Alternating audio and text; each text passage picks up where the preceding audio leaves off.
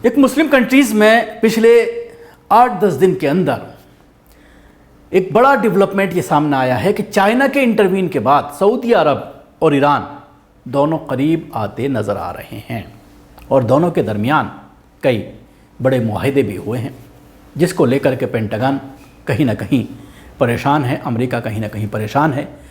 America इस चीज़ को लेकर परेशान हुआ और उसके बाद वली अहद जो हैं सऊदी अरब के बिन सलमान, उनसे मुलाकात की गई एक बड़े मंत्री के ज़रिए, अमेरिका के एक अधिकारी के ज़रिए, और वो आकर के उन्होंने अपनी आपत्ति दर्ज कराई और इसको लेकर के उन्होंने बहुत ज़्यादा गुस्से का इजहार किया कि आप लोग आपस में एक कैसे हो रहे हैं, क्योंकि हालिया दिनों में अमेरिका ने ईरान पर कुछ और मज़ीद पाबंदियां लगाई हैं कई महीने पहले।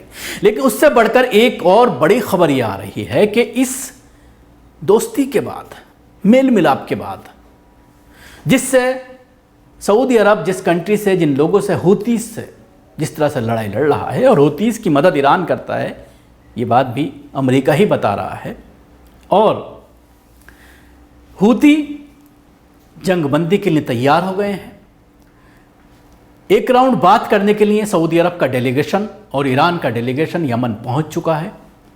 हूतियों के से बात होगी और उनसे बाकायदा शर्तें जो रखी जाएंगी हूतियों के ज़रिए, उन पर कुछ ना कुछ हल निकाल करके इस जंग को बंद करने का ऐलान, सीज़ फायर का ऐलान, ये एक अच्छा कदम इस्लामिक ममालिक के लिए माना जा रहा है। और इन सारी चीज़ों को लेकर एक फ़िज़ा बदलती हुई नज़र आ रही है।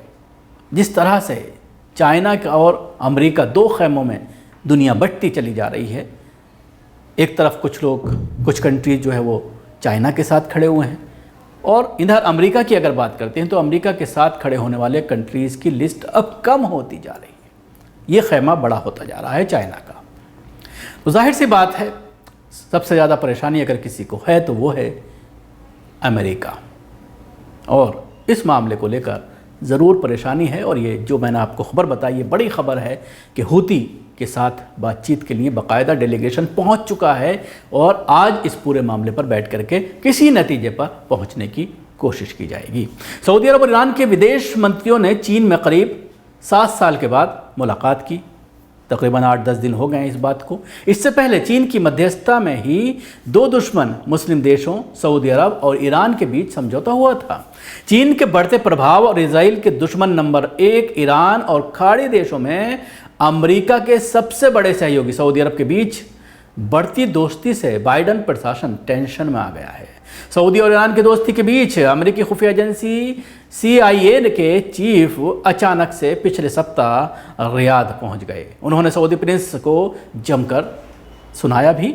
वॉल स्ट्रीट जर्नल की रिपोर्ट के मुताबिक सऊदी अरब और ईरान दोनों ही देश एक दूसरे के बीच उड़ान सेवाओं को शुरू करने की अनुमति दे दी है।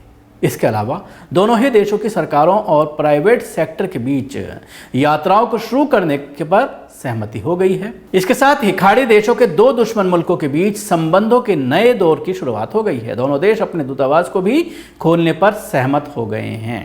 इससे पहले साल 2016 में सऊदी दूतावास पर हमले के बाद दोनों के संबंध तनावपूर्ण हो गए थे। सऊदी और ईरान की दोस्ती से घबराए अमेरिकी खुफिया एजेंसी CIA के चीफ विलियम बर्न्स ने पिछले सप्ताह रियाद का दौरा किया और अपनी हताशा को सऊदी अधिकारियों से व्यक्त किया।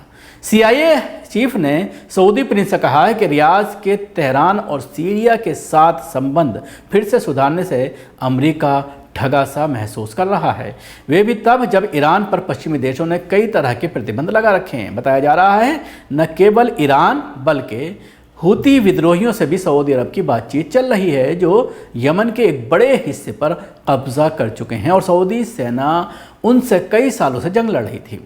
हूती विद्रोही कई बार सऊदी अरब के शहरों को निशाना बना चुके हैं, जिसमें भारी नुकसान हुआ है। ईरान इन हूती विद्रोही को सैन्य और नैतिक मदद देता है। दोनों पक्ष अब सीज़ फायर की साल 2023 के अंत तक के लिए बढ़ाने पर सहमत हो गए हैं। ईरान के खिलाफ अमेरिका और इजराइल ने मोर्चा खोल रखा है। इजराइल को ईरानी मिसाइल और ड्रोन हमलों का बड़ा खतरा है। सऊदी अरब और ईरान लंबे समय से क्षेत्रीय प्रतिद्वंदित रहे हैं, लेकिन पिछले महीने चीन की मध्यस्थता के बाद वह सुलह की ओर बढ़ रहे हैं। इस सुलह की प्रक्रिया पिछले महीने शुरू हुई थी। दोनों देशों के बीच प्रारंभिक सुलह समझौता मार्च में चीन की मध्यस्थता में हुआ था। माना जाता है कि ये समझौता चीन के लिए एक बड़ी कूटनीतिक जीत होगी, क्योंकि खाड़ी के अरब देश देख रहे हैं कि अमेरिका धीरे धीरे मध्य पूर्व से हट रहा है। इस बीच राजनयिक यमन में युद्ध को भी समाप्त करने की कोशिश कर रहा है। यमन के संबंध में ईरान और सऊदी अरब भी शामिल हैं। बृहस्पतिवार की सुबह सऊदी अरब के टीवी चैनल अल खबरिया ने प्रिंस फैसल बिन फरहान अल सऊद और उनके ईरान समक्ष हुसैन अमीर बलोदियान को हाथ मिलाते हुए अगल बगल बैठे हुए देखा है।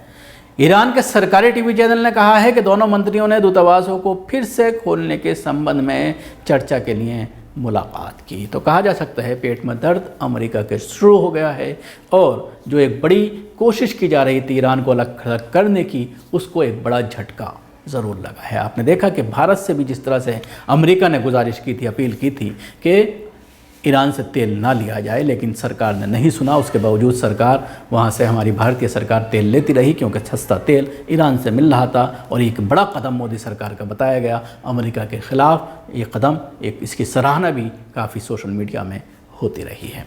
तो अब ये देखने वाली बात होगी कि अमेरिका का जिस तरह से एक सुरक्षा एजेंसी के लोग वहाँ पर पहुँचे और बिन सलमान से मुलाकात की और दबाव बनाने की कोशिश की कि आप ये क्या कर रहे हैं, हमारी पूरी खेल पर आप किस तरह से पानी फेर रहे हैं। और आपको ये भी बताना चाहूँगा कि एक बड़ी संख्या में अमेरिका की फ़ौज वहाँ पर इसलिए डेरा जमाए हुए है क्योंकि सऊदी अरब को ख़तरा यमन में जो विद्रोही हैं, हुती विद्रोही, और ईरान से लगातार बना रहता है। कई बार मिसाइल आते हैं और ये डिफेंस सिस्टम जो है वहाँ पर है सऊदी अरब में जो लगा हुआ है, अमेरिका जिसको पूरा ऑपरेट करती है, उसके ज़रिए उसको डिफ्यूज़ किया जाता है, उसको नाकाम बनाया जाता है। इस तरह के हमलों को जो मिसाइल वहाँ से फेंके जाते हैं हुतियों के ज़रिए, ज़्यादातर मिसाइलों को जो है वो नाकारा कर दिया जाता है, नाकाम कर दिया जाता है। लेकिन 1 लाख के करीब फ़ौज है अमेरिका की जो सऊदी अरब में बॉर्डर्स एरिया में डेरा जमाए हुए हैं, और लगातार जो हमले हो रहे हैं हुतियों के ज़रिए होते हैं, उनको जो है नाकाम बनाने का काम इनकी जिम्मेदारी है। तमाम सैलरी, तमाम खर्चा सऊदी गवर्नमेंट इन अमरीकियों का उठाती है। तो जाहिर सी बात है अगर ये सीज़ फायर हो जाता है, आपस में तालमेल हो जाता है, दोनों ममालिक आपस में दोस्त बन जाते हैं, सिफारती ताल्लुकात ठीक हो जाते हैं, दोनों जगह पर एम्बेसीज़ खुल जाती हैं, और ये वादा किया जाता है कि दोनों एक दूसरे मुल्क के ख़िलाफ़ कोई कार्रवाई नहीं करेंगे। उसके साथ ही हुतियों से भी बातचीत हो जाती है, वो भी सीज़ फायर के लिए तैयार हो जाते हैं अपनी शर्तों के साथ, और सऊदी अरब उनकी शर्तें मानने को तैयार हो जाता है। जिस तरह से यमन के एक बड़े हिस्से पर हुतियों ने कब्ज़ा किया हुआ है। इन तमाम चीज़ों के बाद सबसे ज़्यादा परेशानी अमेरिका को ही होने वाली है, क्योंकि अमेरिका जिस तरह से मिडिल ईस्ट से लगातार जा रहा है, अफ़गानिस्तान को छोड़कर चला गया, इराक़, इन तमाम जगहों पर जिस तरह से वो नाकाम हुआ, और अब एक सऊदिया का सहारा उसके पास था। एक बड़ी संख्या में उसके फ़ौजी वहाँ पर पड़े हुए हैं जिनका पूरा खर्चा, सैलरी, सारे अखराजात सऊदी सरकार उठाती है। तो वो भी बंद हो जाएगा। और सऊदी अरब ने भी अगर ये कह दिया अमेरिका से, हालांकि ये बड़ा कदम होगा, बहुत मुश्किल है इस पर काम होना कि आप अपने फ़ौजियों को वापस बुला लें, तो एक बड़ा और आर्थिक बोझ अमेरिका के ऊपर पड़ सकता है। शुक्रिया, आपको हमारी कोशिश कैसे लगी ज़रूर बताएं। हमारे यूट्यूब चैनल को सब्सक्राइब करना ना भूलें, इसके साथ ही बेल आइकन जरूर दबाएं। अगर आप ये वीडियो फेसबुक पर देखना तो पेज को लाइक करें, उसके साथ ही फॉलो करें। धन्यवाद।